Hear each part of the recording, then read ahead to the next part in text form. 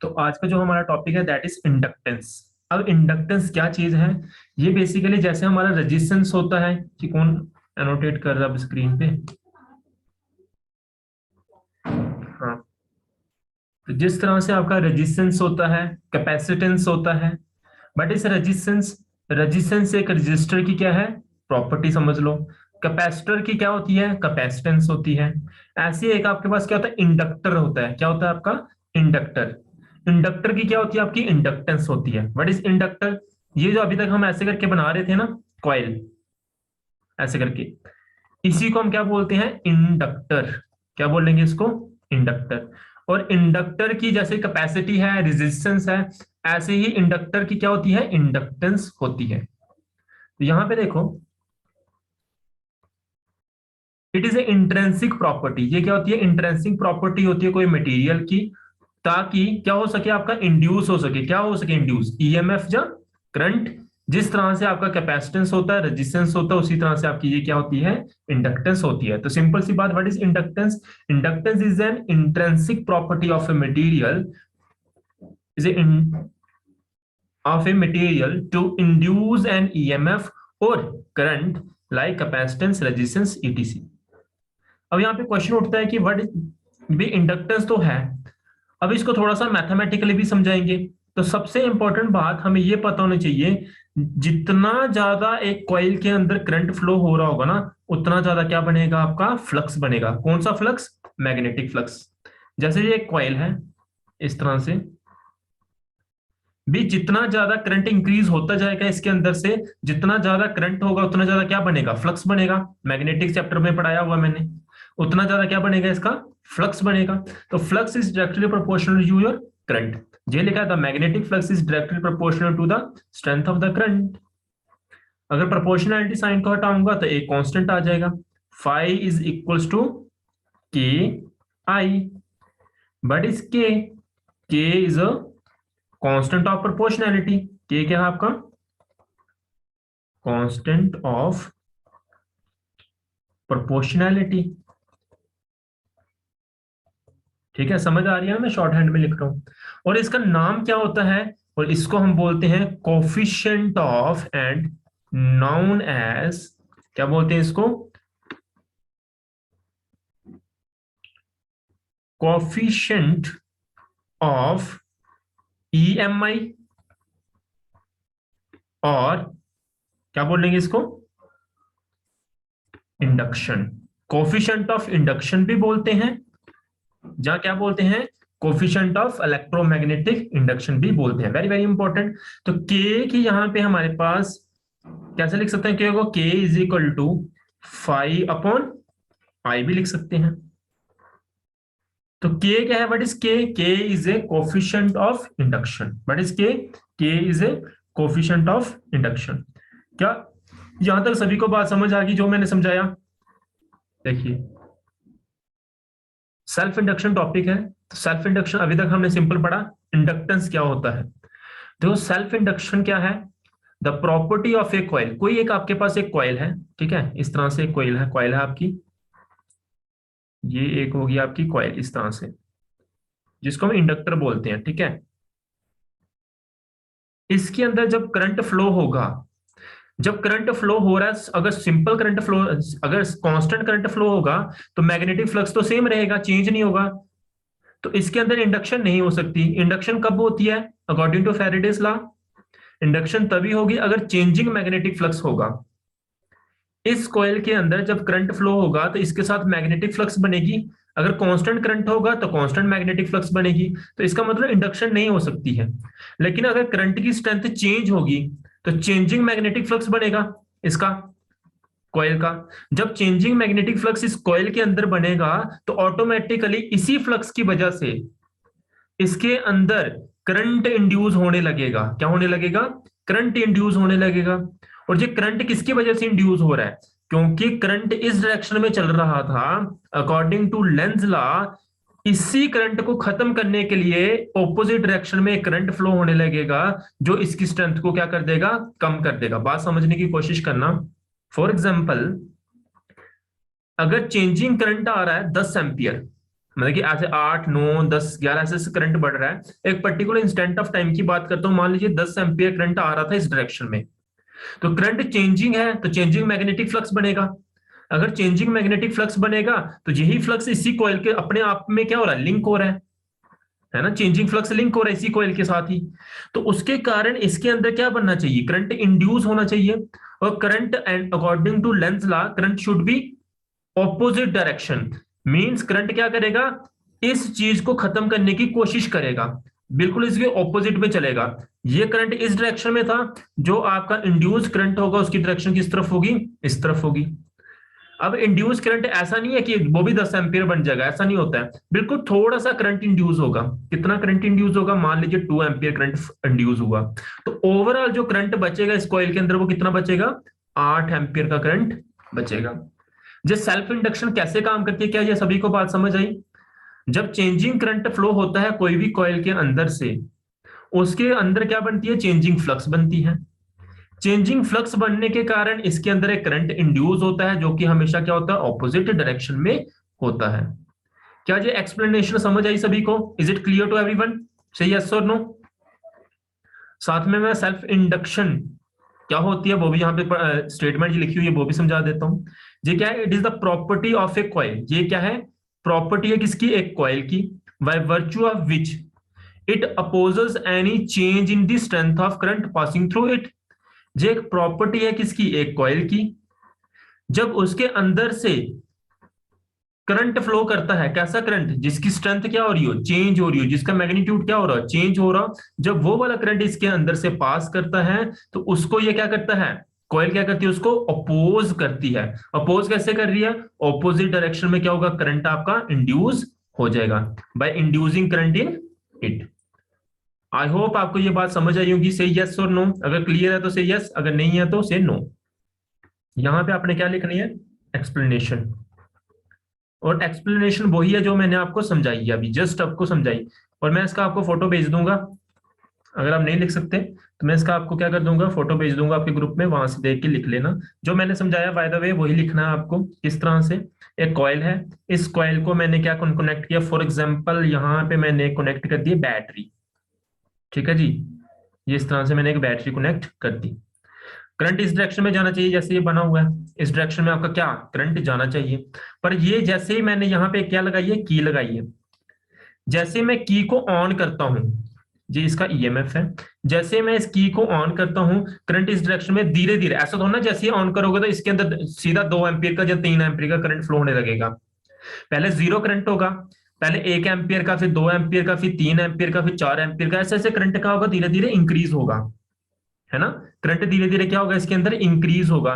तो पहले जीरो था, जीरो से इंक्रीज हो रहा है, मींस मैग्नेटिक फ्लक्स भी इंक्रीज हो रही होगी। अगर मैग्नेटिक फ्लक्स इंक्रीज हो रही है तो मुझे बताओ इसके अंदर क्या इंड्यूस करंट बनेगा, करंट इंड्यूस होगा। और इंड्यूस करंट किस डायरेक्शन में होना चाहिए, इस डायरेक्शन में होना चाहिए। ये क्या आपका इंड्यूस करंट है, और ये क्या है आपका एक्चुअल करंट, जो किसके कारण फ्लो हुआ, आपका सेल के कारण फ्लो हुआ। बिल्कुल ऑपोजिट डायरेक्शन में आपका क्या होगा, इंड्यूस्ड करंट होगा, जो इसको क्या करेगा, रोकेगा। सेम कहानी चलेगी आपकी किसकी वजह से, जब आप इस की को क्या करोगे, ऑफ करोगे। एक बार आपने की को क्या किया, ऑन किया, ऑन करने के कारण आपका क्या होगा, इंड्यूस करंट होगा। इंड्यूस करंट क्या करेगा, induce current will decrease the, जहां सिंपल अपोजेस था, क्या करेगा, अपोज करेगा, अपोज करेगा किसको, oppose to increase in current, increase in current. जब आपने की को ऑन किया, की को क्या किया आपने, ऑन किया, तो करंट क्या होना चाहिए, इंक्रीज होना चाहिए। जब ये करंट इंक्रीज हो रहा है तो इसके अंदर मैग्नेटिक फ्लक्स बन रहा है चेंजिंग, उसके कारण करंट इंड्यूस होगा ऑपोजिट डायरेक्शन में, जो क्या करेगा, अपोज करेगा किसको, इंक्रीज इन करंट को। जो एक्सप्लेनेशन होगी एक। जब आप की को क्या करोगे, ऑफ करोगे, ऐसा आपके घरों में भी होता है, फैंस वगैरह उसके अंदर इंडक्टर लगे होते हैं ना, कितनी सारी कॉइल लगाई होती है, तो जब करंट फ्लो होता है तो धीरे धीरे उसको क्या होता है, उसके अंदर इंडक्शन होती है ऑपोजिट डायरेक्शन में।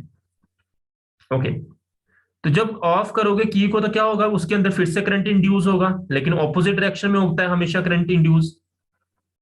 तो ये इंड्यूस करंट क्या करेगा, इस बार अपोज करेगा फिर से, किस चीज को अपोज करेगा, टू द डिके, करंट क्या हो रहा होगा, डिके, कम हो रहा होगा, to the decay of current. मींस जब आपने की को ऑफ किया तो करंट क्या होना चाहिए, धीरे धीरे कम होना चाहिए, 5 ampere, 4 ampere, 3 ampere, 2 ampere, 1 ampere. तो जब करंट कम हो रहा है तो मींस फ्लक्स बन रहा है, फ्लक्स बन रहा है तो मींस चेंजिंग फ्लक्स बन रहा है, तो इसके अंदर करंट क्या हो जाएगा, इंड्यूस हो जाएगा। अब इंड्यूस करंट क्या करेगा, इसको रोकने की कोशिश करेगा कि तू कम ना हो, 5 से 4, 4 से 3, 3 से 2, 2 से 1 हो रहा है, लेकिन इसके अंदर करंट इंड्यूस हो जाएगा 4 से, जब 5 होना चाहिए था जी, 4 से 5 नहीं बल्कि कितना हो जाएगा, 4.8 हो जाएगा। समझ आ रही होगी बात जी, किसकी वजह से ऐसा हुआ, बिकॉज इंड्यूस करंट इसको कम नहीं होने दे रहा है। जब कोई चीज कम होती है ना कॉइल के अंदर, तो करंट इंड्यूस हो जाता है उसके अंदर, वो कोशिश करता है वो कम ना हो। जब इंक्रीज हो रही होती है कॉइल क्या करती है, कोशिश हो वो इंक्रीज ना हो। जे ना ही कम होने देती है कोई चीज को, ना ही ज्यादा होने देती है। जे चाहती है कोई भी चीज इसके अंदर से फ्लो हो वो कैसी हो, कांस्टेंट हो। क्या ये बात समझ आई सेल्फ इंडक्शन की आपको, इतनी तक, यहां तक यह बात क्लियर हो गया सभी को, सही, यस और नो। इसी के साथ साथ में एक टॉपिक हमारा बनेगा कोफिशिएंट ऑफ, डिटेल एक्सप्लेनेशन में आपको फोटो सेंड कर दूंगा, ठीक है, हैंड रिटन ग्रुप में। कोफिशिएंट ऑफ सेल्फ इंडक्शन, सभी का यस नो आ जाना चाहिए, जिसको समझ नहीं आई वो नो लिखेंगे, जिनको समझ आ गया वो यस लिखेंगे। कोफिशिएंट ऑफ सेल्फ इंडक्शन, जिस स्टार्टिंग में मैंने बता दिया आपको कोफिशिएंट ऑफ सेल्फ इंडक्शन क्या होता है।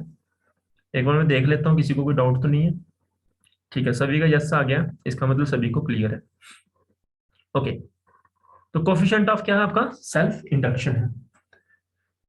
अब मान लीजिए एक कॉइल है आपकी, जिसके अंदर करंट कितना फ्लो हो रहा है, आई करंट फ्लो हो रहा है। एक पर्टिकुलर टाइम के ऊपर, एक पर्टिकुलर टाइम है, मैं कलर चेंज कर लेता हूं पेन का, हाँ, एक पर्टिकुलर इंस्टेंट ऑफ टाइम पे आई क्या है, मैग्नीट्यूड ऑफ करंट, क्या है, मैग्नीट्यूड ऑफ करंट,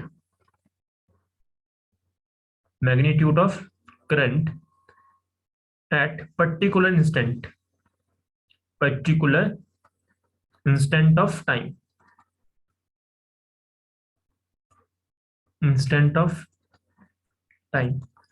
और फाई क्या है, magnitude of flux, phi, phi क्या है आपका, magnitude of flux at particular instant of time, at particular instant of time. और आपको पता है, हमें पता है, वी नो, या इट इज फाउंड, यह भी लिख सकते हो कि फ्लक्स किसके डायरेक्टली प्रोपोर्शनल होता है, flux is directly proportional to current, अभी स्टार्टिंग में बताया था। अगर मैं प्रोपोर्शनैलिटी साइन को हटा दूं तो एक कांस्टेंट आ जाएगा, वहां पे मैंने के लिखा था, वहां यहां पे मैं क्या लिखूंगा, एल लिखूंगा। ये भी एल भी क्या है, कांस्टेंट, सिर्फ नाम चेंज कर दिया, लेटर चेंज कर दिया मैंने, L I. What is L, L is a coefficient of, but पहले तो एल क्या है, it is a constant of proportionality, और यहां पे इसको हम क्या बोलते हैं, यहां पे इसको हम बोलते हैं कोफिशिएंट ऑफ सेल्फ इंडक्शन, ठीक है। इसके और भी बहुत सारे नाम हैं, वेयर एल क्या है आपका, एल को जहां हम सिंपल क्या बोलेंगे, कोफिशिएंट ऑफ सेल्फ इंडक्शन, या दूसरा नाम इसका क्या बन जाएगा, सेल्फ इंडक्टेंस, क्या बोलते हैं इसको, सेल्फ इंडक्टेंस। स्टार्टिंग में मैंने क्या पढ़ाया आपको, इंडक्टेंस, के था इंडक्टेंस, तो यहां पे सेल्फ, अपने आप में कॉइल के अंदर इंडक्शन हो रही है, तो इसका नाम क्या रख दिया, सेल्फ इंडक्टेंस लिख दिया। जहां सिंपल क्या बोलते हैं, कोफिशिएंट ऑफ सेल्फ इंडक्शन भी बोलते हैं। उम्मीद करता हूं ये बात आपको समझ आ रही होगी, ठीक है जी। यहां से हमारी एक स्टेटमेंट भी बन जाएगी कोफिशिएंट ऑफ सेल्फ इंडक्शन की। कैसे, देखो, अगर करंट जो है, इफ आई की वैल्यू, यानी कि करंट की वैल्यू कितनी हो जाए, 1 एम्पियर, एक कॉइल के अंदर करंट कितना फ्लो हो रहा है, 1 एम्पियर करंट फ्लो हो रहा है, उस समय फाई की वैल्यू किसके बराबर हो जाएगी, आई तो 1 हो गया, तो फाई किसके बराबर हो जाएगा, एल के बराबर हो जाएगा। क्या ये बात समझ आई, ये हम बहुत बार इजी चीज यूज करते हैं एक्सप्लेनेशन के लिए अपनी, ठीक है, तो इसको मैं हाईलाइट कर देता हूं। ओके, तो यहां से मेरी एक स्टेटमेंट बन जाएगी कोफिशिएंट ऑफ सेल्फ इंडक्शन की, that is hence coefficient of, एक बार मैं इसको लिख लेता हूं, ठीक है, ओके, तो मैं क्या बोल रहा हूं यहां पे, यहां से मैंने बोला जब करंट की वैल्यू कितनी हो जाए, 1 एम्पियर हो जाए, फ्लक्स कितना हो जाएगा, एल के बराबर हो जाएगा। What is L? L is coefficient of self induction, या क्या बोलते हैं इसको, सेल्फ इंडक्टेंस भी बोलते हैं। तो सेल्फ इंडक्टेंस की स्टेटमेंट, जब कोफिशिएंट ऑफ सेल्फ इंडक्शन जब भी आ जाए, तो आप ये वाली स्टेटमेंट लिख सकते हो, which is very very important. क्या होती है? Coefficient of self induction is equals to magnetic flux. Coefficient of self induction will be equals to magnetic flux. कब? जब एक कॉइल के अंदर, व्हेन करंट थ्रू, जब current flow through coil is unity, जब 1 एम्पियर भी लिख सकते हो। तो एक कॉइल के अंदर जब करंट कितना फ्लो हो, आपका 1 एम्पियर फ्लो हो, या यूनिटी फ्लो हो, उस समय आपका कोफिशिएंट ऑफ, उस समय आपका coefficient of mutual sorry self induction किसके बराबर हो जाता है? मैग्नेटिक फ्लक्स के बराबर हो जाता है, इक्वल हो जाता है। फाइन। अब यहां पे देखो कुछ और बातें हमें पता है। अकॉर्डिंग टू, आप साथ साथ में नोट्स भी बना सकते हो ना, मैं लिख रहा हूं सब कुछ यहाँ पे। अकॉर्डिंग टू फैराडे, जो चीज मैं बोलूंगा आपको नोट्स दे दूंगा, फोटो दे दूंगा, उतनी स्पेस छोड़ सकते हो, जैसे एक्सप्लेनेशन थी आपकी सेल्फ इंडक्शन की, तो उसके लिए आप जगह छोड़ सकते हो, बाकी साथ साथ में लिख सकते हो। According to Faraday second law, Faraday second law के मुताबिक of electromagnetic induction, induced EMF किसके बराबर होता है? लेंज लॉ के मुताबिक भी लिख सकते हो। क्या था? D five by D T, minus D five by D T था। E equals to minus D upon D T.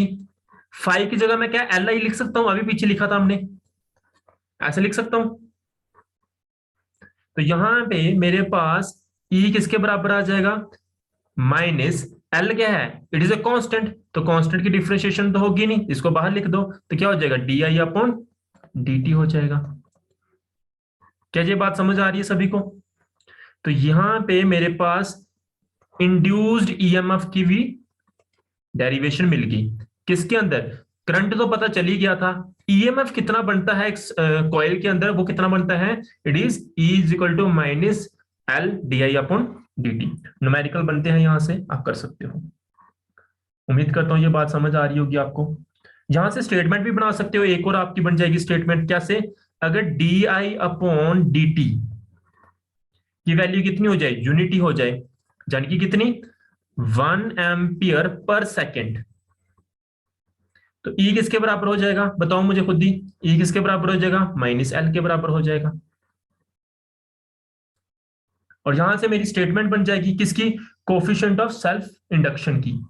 तो कोफिशिएंट ऑफ सेल्फ इंडक्शन किसके बराबर होता है? The coefficient of self induction is equals to magnitude of EMF.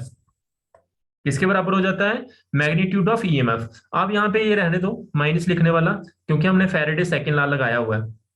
अगर Lenz law use करोगे, अगर आप प्रॉपर आपको डायरेक्शन भी बतानी है, तो फिर आपको माइनस लगाना पड़ेगा। वो क्यों लगाना पड़ेगा? मैंने पहले लेक्चर में बताया हुआ, इससे पहले लेक्चर में, है ना। डायरेक्शन के लिए ऑपोजिट डायरेक्शन होती है हमेशा। तो यहां पे मेरी एक स्टेटमेंट बन जाएगी, तो मैं स्टेटमेंट लिख देता हूं पहले एक बार। तो मैंने आपको क्या समझाया? मैंने आपको बताया कि आपकी एक और स्टेटमेंट बन जाएगी, जहां से ये कैसे बना, E is equal to L D I upon D T, D I upon D T, यानी कि rate of change of current किसके बराबर आपका? 1 एम्पियर पर सेकेंड के बराबर। तो ई किसके बराबर हो जाएगा आपका? एल के बराबर हो। यहीं से हमारी स्टेटमेंट बन गई, the coefficient of self induction is equals to the, coefficient of self induction is equals to the magnitude of induced EMF. कब? When rate of change of current, जब rate of change of current क्या होता है आपका? In a coil is equals to किसके बराबर हो जाता है? यूनिटी के बराबर हो जाता है। उम्मीद करता हूं ये बात आपको समझ आई होगी। अब क्वेश्चन उठता है यहां पे, सर डायमेंशनल फॉर्मूला क्या होगा एल का? एल का डायमेंशनल फॉर्मूला क्या है? यूनिट्स क्या है? ये भी हमें पता होनी चाहिए। तो यूनिट्स लिखते हैं सबसे पहले एल के। चलिए सबसे पहले डायमेंशनल फॉर्मूला कर लेते हैं, क्योंकि अभी अभी हमने फॉर्मूला ड्राइव किया है, तो उससे हमारा डायमेंशनल फॉर्मूला भी बन जाएगा। तो डायमेंशनल फॉर्मूला आपको देखो कैसे निकाल सकते हो। अभी हमारे पास ई क्या आया था? ई की value, what is E? E is equal to L D I upon D T. आपको एल का डायमेंशनल फॉर्मूला चाहिए, तो जिस चीज को निकालना तो इसको एक तरफ रखते हैं, बाकी सारी टर्म्स दूसरी तरफ। तो एल इज इक्वल टू क्या हो जाएगा? E D T upon D I. बात समझ आ रही होगी सभी को।